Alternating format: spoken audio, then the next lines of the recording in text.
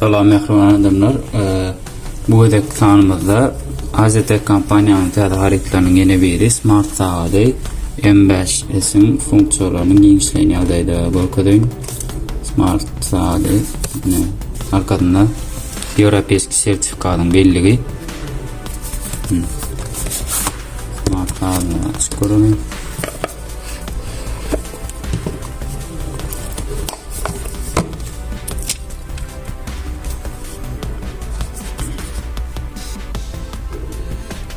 Sağadıma dayanınca sağadın kaptırılığın kompleksine nemöyleyeni orkudayım. Zaryadını geliyor. Basırgıç görünüşünü.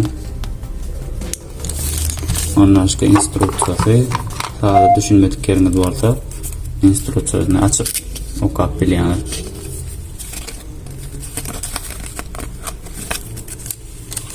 Ondan sonra bu saatımda nomer hem sarp qo'yilgani uchun o'z kapitalarini yuriti atverkot kelgan shu nomer tanlanirwa açıp nomerini salıp ulanıp bilýän nomeri salıp çıkarağınızda ansatlıklarını yerine getirilýär öz kapitalinya pinsaydama başka da açıp yapağınızda boltunu yitirseňiz ene saatyň kapitalinden ETH 2 sanok bolt gelýär.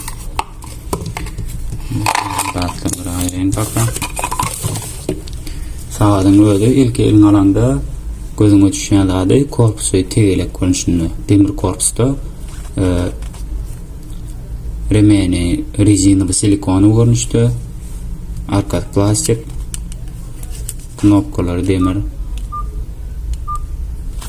Sağadın için verelim ilk ölen sıfır blatlarını sağadın 12'den dürlü görünüşlü renk sıfır blat var.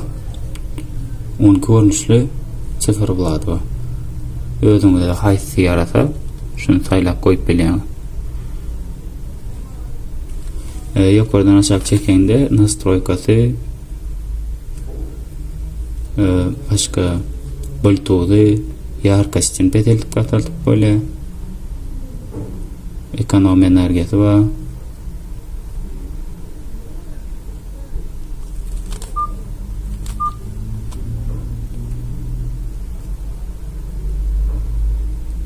Rejimden çıkaryalı köpürekken ekrana basıp dursanız ekonomi enerji rejiminden çıkıyor.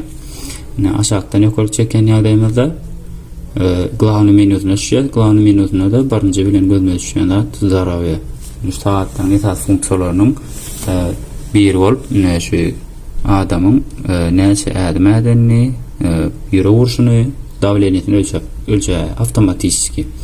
Onun başka sportivni sport ile meşgul olanlarda edilişe funksiyonları yerine getirip bolýar. Näçe aralyk alanyňyzda, näçe kilokaloriýa yakanyňyzda näçe avtomatik ölçäp durýar.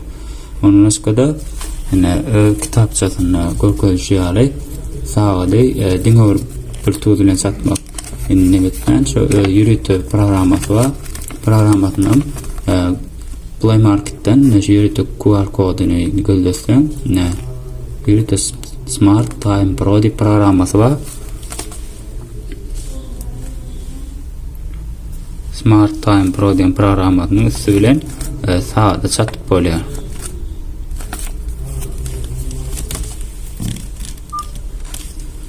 Onun başga da şu saatda çatylan telefona çatylan ýagdaýynda telefonuňyzdaky bar bolan kontaktlaryňy saatda çykarýalyp bolýar. Onun başga da nomer salaňyzda mene saatdan gönüllünim jaň atyp bolýar nomer.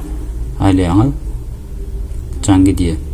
Onun başga jurnallar, giriş jaňlaryny görkezýär, sapşeýnelери, уведомленияları, настройкаsyna girýär. Birinji bilen dil çykýar. Özüňizde haýsy dil gerek bolsa, soň sagady ýa-da bula sıfır bulady, bulam data biremesi. Günüň aýyň günüň hasabyny düzüp bolýar, saat düzüp bolýar. Onun başga zwuk gelýän, jaň gelende saatyny ötkötüp bolýar, sapşeýne gelende saatyny ötkötüp bolýar. Display ýarkasyny ýanky görkezýär, ýarkasyny betelip gatalyp bolýar. Onun başga browse.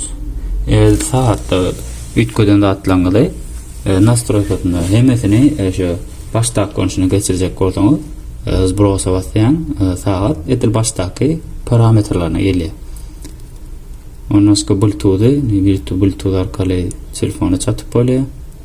Ondan sonra audio player'e şu saat telefona çatylýar ýagdaýynda telefondaky aýdymlary barlygyny görüp bolýar. Kalendary we başga budilnik, sидячий режим, найти телефон, удалённая камера. Sидячий режим bolanda belli bir wagt berýäňiz, saada meselem ya 30 minut ya 60 minut ya 120 minut ya 240 minut şundan köp oturan ýagdaýynda meselem 30 minut berseňiz 30 minutdan köp otursaňyz saatyň özi size signal berýär, köp oturýan turmurly. Ören peýdaly funksiýon we programmalar yerleştirilen saatda. Näçe telefon. Meselem telefon satılýar diýende telefon nerede oýanyny bilmesen, näçe programmaň üstüne telefon nereden tap bolýar.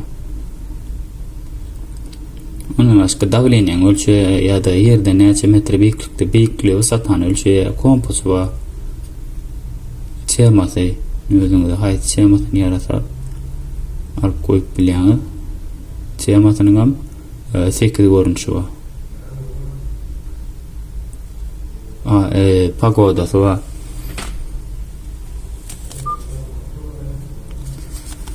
Görüşüňiz ýaly adamlar Smart HD M5S sportivny görünüşde geldi. Diňe gara renkde, görük renki hem bar. Eğer isterseniz zakaz edeňiz, hapishanede görkezden nomera jaň edip zakaz edip bilersiniz. Dinleýän üçin köp sag bolun.